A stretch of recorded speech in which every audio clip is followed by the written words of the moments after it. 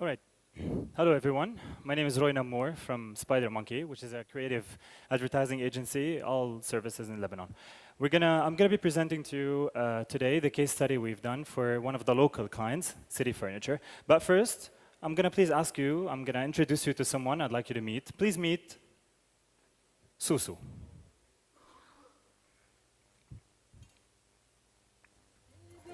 هاي زوزو يا اهلا وسهلا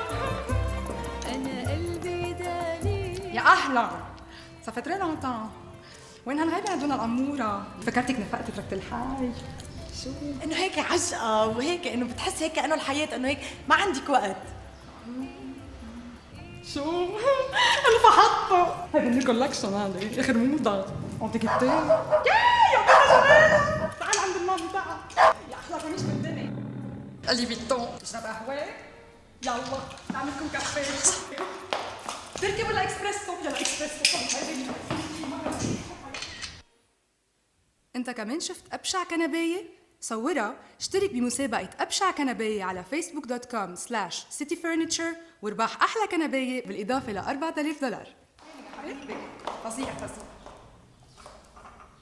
وينه؟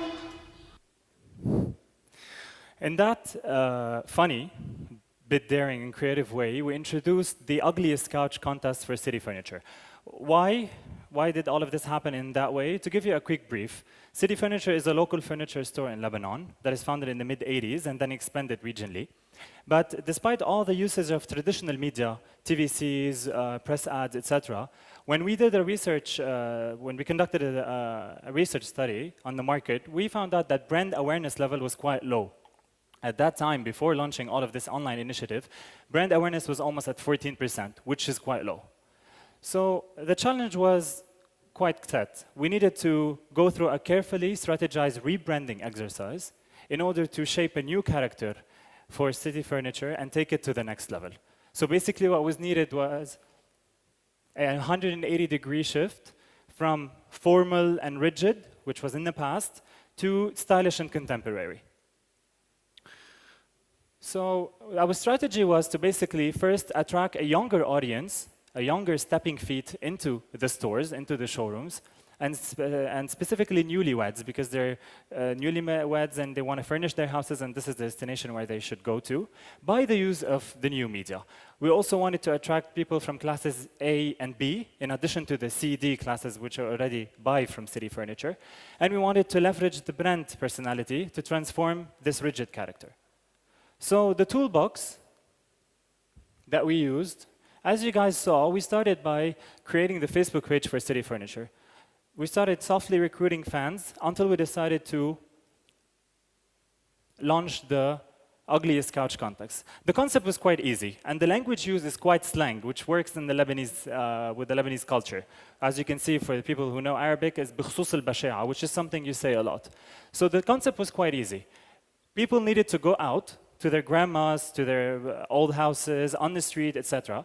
Find the ugliest couch around, take a picture of that couch, just like you saw in the video, and post it on Facebook and claim that this is the ugliest couch.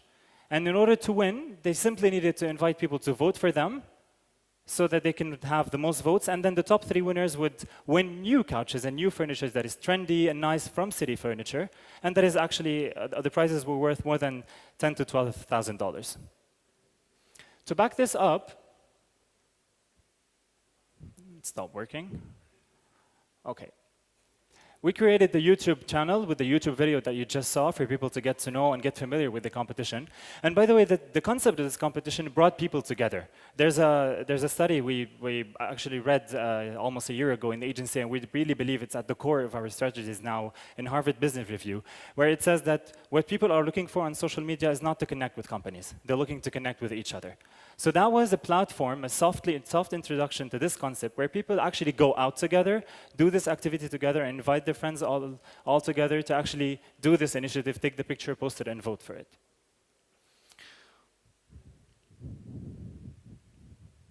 A Twitter account was also created to answer. I'll clients' queries or people who want to participate.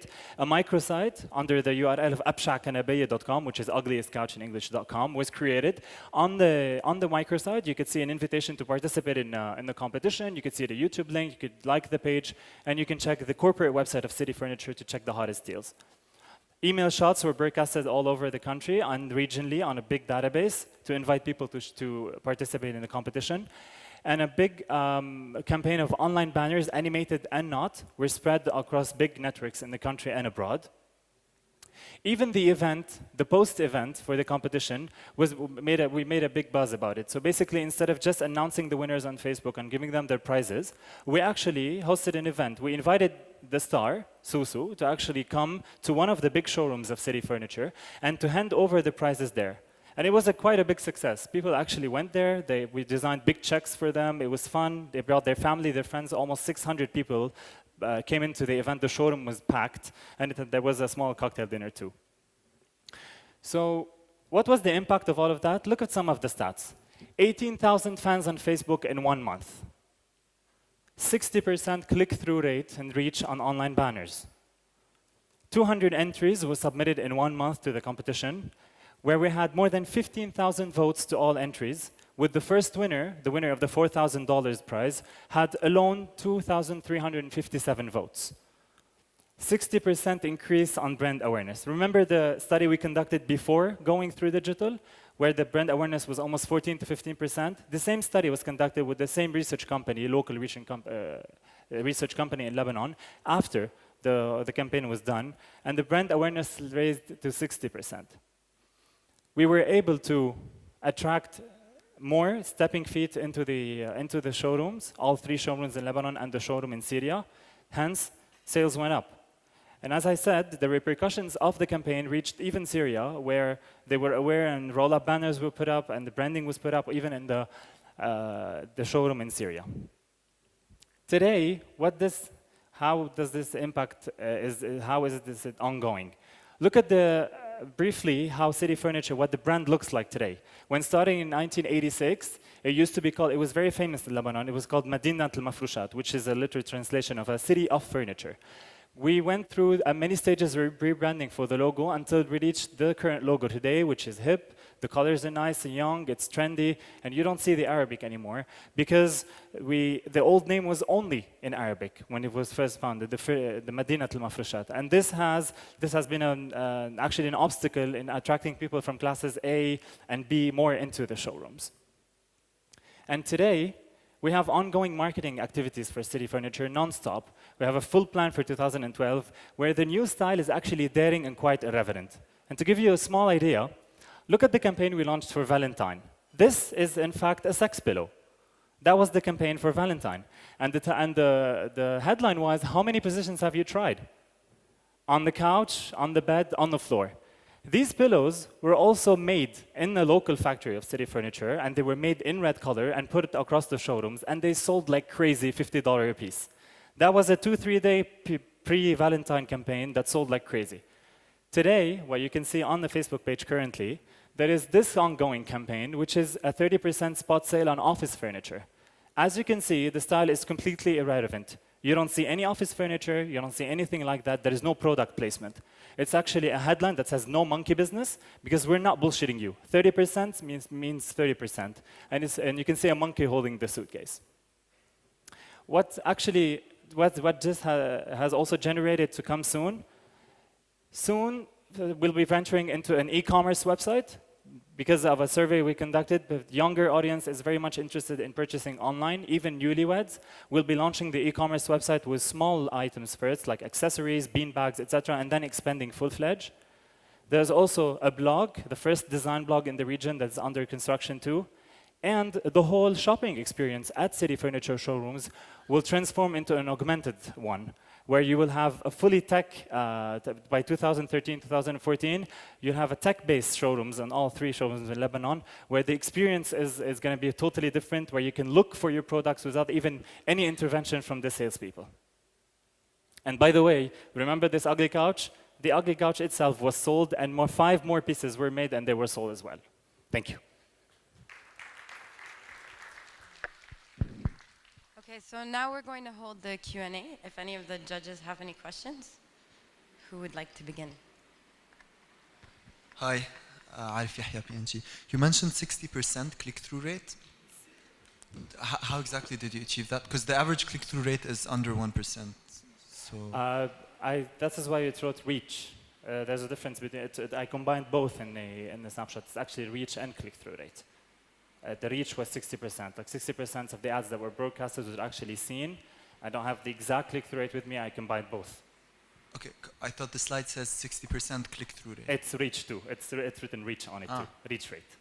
All right, and you mentioned 18,000 fans on Facebook. Yes. Any measure on the engagement? During the campaign or ongoing? On the Facebook page. So out of the 18,000, what's the engagement rate? I didn't calculate the exact engagement rate, no, but what we actually noticed, it's post-campaign, because 18,000 can be just there to vote for your friends, etc. What we noticed through the trends, and it's actually on the timeline right now, more or less every single post is getting a very high reach rate. As you know, you can notice this in the graphs as an admin. So basically, it's either you're getting a lot of likes on a certain any item that is very general, and what is something that is posted that's not directly selling any piece, but make it in a different way. Like, for example, we posted a very weird office at Facebook, at one of the Facebook offices. It gets a lot of replies that people are actually commenting, not just likes. So, which means that a lot of people kept receiving the news feed on their timelines on the Facebook page, so they're actually liking and commenting. Okay, thank you. Thank you.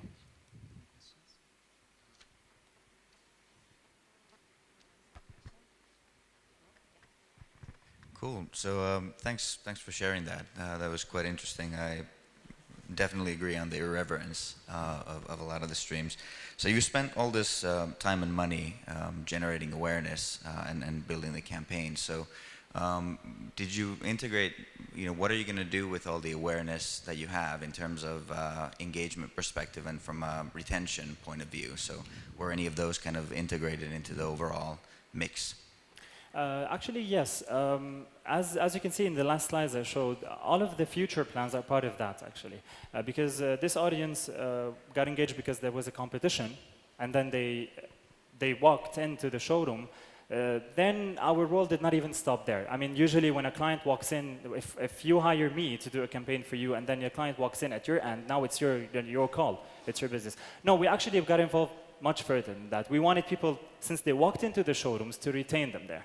This is where the whole shopping experience will be transformed. This is where, even on a very offline level, specific training sessions were done to the salespeople inside the showrooms to actually be able to talk the same language and speak the same language with the people walking in.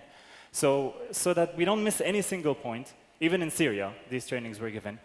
When they're walking in, they don't see a difference between what you are saying and you're claiming to do online and what, at the end of the day, the client wants to sell.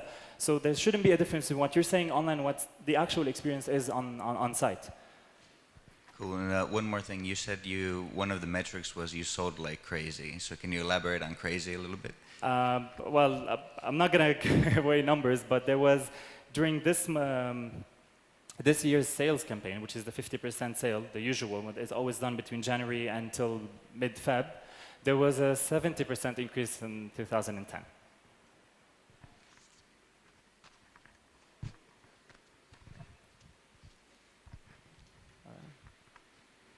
So there was a request actually from someone from the audience, if you have the picture of the ugliest couch that won. Yeah, it's on Facebook. Do you want me to? You can go to the tab of the ugliest couch on Facebook.